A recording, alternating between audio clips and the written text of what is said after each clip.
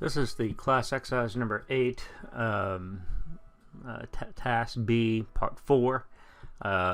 Before I move on, I want to get all the puzzles together and let you understand what's going on here with it. I said there was 3 parts to this menu. The first part is the HTML part. This is the body. All right, this is your HTML part of it, and we put in some div tags in here. I just want to bring your attention to some things in here, not to confuse everybody with it. You have a class called tab. This tab is this tab right here. All right, is in the dot class right here. This is a class starting with a dot is tab. The second one, when you come down and look at the div tag for the ID, London, and tab content, this you have not done yet, okay? Now, which ties with this. This is where it says this tab content right here. This tab content will be a class that's in JavaScript. That's what you're going to be addressing with it. Now, when you look at this class, this is in your div. This is also going to be in your JavaScript as well. All right, this is a variable in your JavaScript. When you call your JavaScript, when you do an onClick, which is an event, and you call this method, it's called OpenCity, which you're going to create here in a second. So everything here is what you're seeing. These names you haven't created yet. All right, but I want to bring your attention is that this works in sync of the CSS and the JavaScript code that you're about to code. Okay, so I want to come down here to the bottom of this, bottom of the div, the last closing of the div tag right before your body tag that you are closing with it, and this is where you're going to insert in your 2 script tags. So let me just indent in here. Let me also document here. I'm just going to say this is your JavaScript tag. That's what you're going to be using here with it as well. All right, so with it, so JavaScript starts here, and I'm gonna this is no, remember how we did in our code, we put it at the bottom. All right, so so I'm going to say JavaScript end here. Okay, so this is the part of the code where all the JavaScript ends here.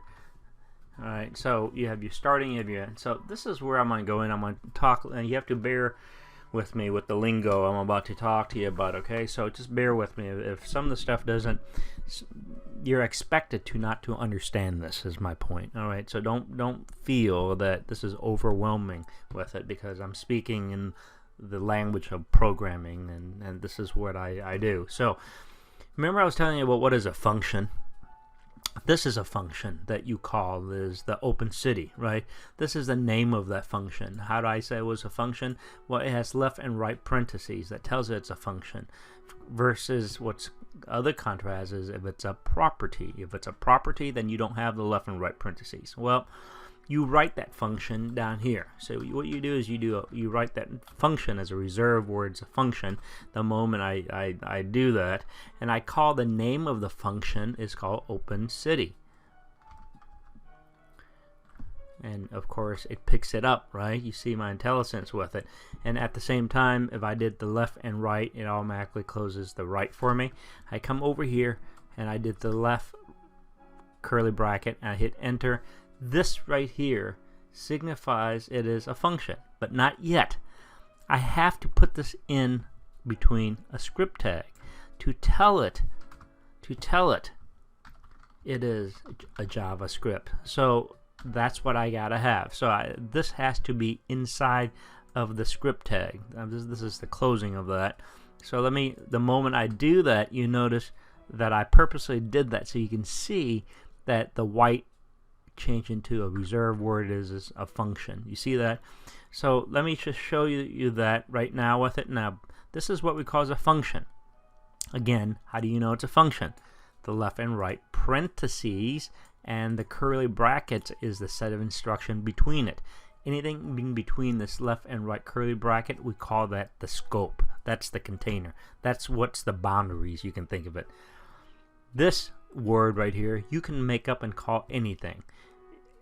I happen to call it OpenCity. All right, you can call it XYZ. You can name it anything you want. It's the same. This is one of the 3 identifiers that you need to know. So it's variables, functions, and constants. Variable, functions, and constants are considered as identifiers. Again, you don't know that yet, but I'm telling you right now. So this is what we call as a function head. This whole line right here, the whole line 64 is a function head. Whatever I write between the curly brackets here and here, we call that the function body with it, the function body. Now, in between, this is what the instruction is. So I first of all, I have to allocate some memory. In JavaScript, remember how we allocate memory was var, and we did I is the variable, and I made up a word up here. It's called tab content. Remember that? Sound familiar? So here it is up here with it, tab content right here. This tab content is the class. So it's already in there, it's stored in there, tab content. And the second one I'm gonna do is tab linked, all right? Which is links is this one right here. So tab links, sound familiar? Look at this, it's this one right here. It's on line 45, 46, 47 is the class. Tab content is this one right here, all right? And each one of these containers that when you open it up, that's the content that I have, right? So first of all, we have to give it some variable, all right? So how do I declare the variable? I have to use the word var, and remember back in those guys that have me for JavaScript, I talked about there's 2 types of declare, var and let.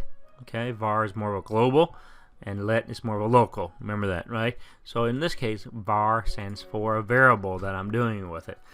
I close it out with a semicolon. That means it's a period.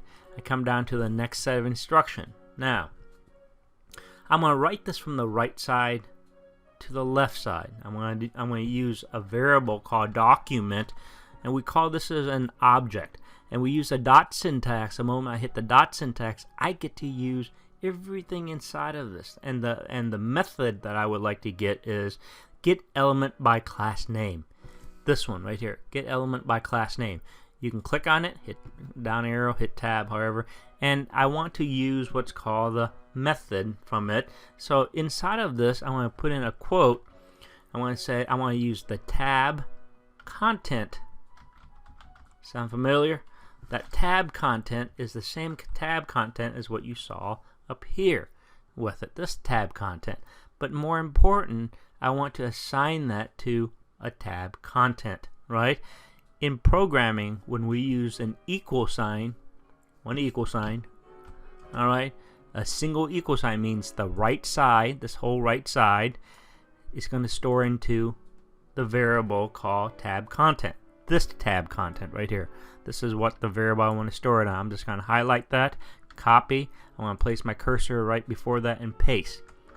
So this is a statement that you're using as the document object. You're accessing it through the dot notation, calling a method called get element by class name. And you're passing in whatever the content that's up here is the tab content. Store that into this variable called tab content. Easy enough? And guess what? We're gonna output this. All right. So the next step I wanted to talk to you about, to show you, is we're gonna write a for loop. Now, bear with me. So the for loop works like this. It starts out with a reserved word for, and I'm going to open up a left and right parentheses with it. And here's the syntax. I'm going to separate it by that parameter with it. This first space right here is what we call is the initialization. We initialize a value in here. Then between the curly brackets, we do the test expression on it. And lastly, we update it. All right. So this is what we do: is we update this. All right. So here's what we need to do. I want to initialize the variable. First variable is what? Remember now, I only get to work with these 3 type of variables between what? That my boundaries are, my scope is the left and right curly brackets here. All right. So I have tab content, I have link content, tab linked, right? So I already use one of them already, is the tab content. Now, inside of this, I'm going to do I equal to 0. And now I'm going to tighten this up a little bit so we don't take too much space here. Now this second between the semicolon, we call this the test expression. So you have to test what? What are you testing? You're going to do the tab content dot length, all right? And you're going to get the length of it, and you're going to compare that, and then we're going to actually increment and update that. So the variable is the tab content, which is this, and I want to access its properties. I'm just going to do length, all right? So this is what we do, is we test it with the length it has, and then afterward we are going to post increment with I++. Now in programming, I want to let you know that the I++, this is what it means. It means is, I'm just going to document this on the side over here. It means I++ means I equal to I plus 1. Okay, so I just want to let you know that's the same syntax, which means what? Here goes that right side equals the left side. If this I right here, this I my cursor is hovering over, this is 0. 0 plus 1 updates your I to a 1. You see how that works with it? And then the next iteration, meaning next time I do this, I is going to be what? 1. So I 1 plus 1 equals 2. You update I now becomes 2. Does that make sense? And then I do another iteration, 2. I is 2. 2 plus 1 is 3. Updates I to 3. You see how that works? So that itself is how it actually works with it. Now, what's more interesting about this, let me just take this out so I don't want to confuse anybody with it. We're going to nest in. This is how it works with it. I'm going to do a left curly bracket and a right curly bracket in this. So the way how a for loop works is this. If this statement is true, as long as this is true, it's going to enter the body of this loop. And then it's going to update. If this statement is false, meaning returning a false statement, it skips this left and right curly brackets. It goes outside. Does that make sense? So now, so your tab content, you're going to have something in here. All right. If you look, well, look at your tab content and some of this. All right. Your classes, you got content here. There is some sort of length in here for these strings. You agree? It's gonna compare it with it, and it's gonna output it. This is what this is gonna do. So if this is true, if there's any content in here, I want you to actually output this and then update the 0 in the I to 1. It's gonna loop through this until this becomes when? False. Okay, it becomes false with it. So let's just do this. So if I went into this, and I'm gonna do this again. I'm gonna do tab content, and I'm going to do an array, which you don't know yet, it's a special type of data type with it.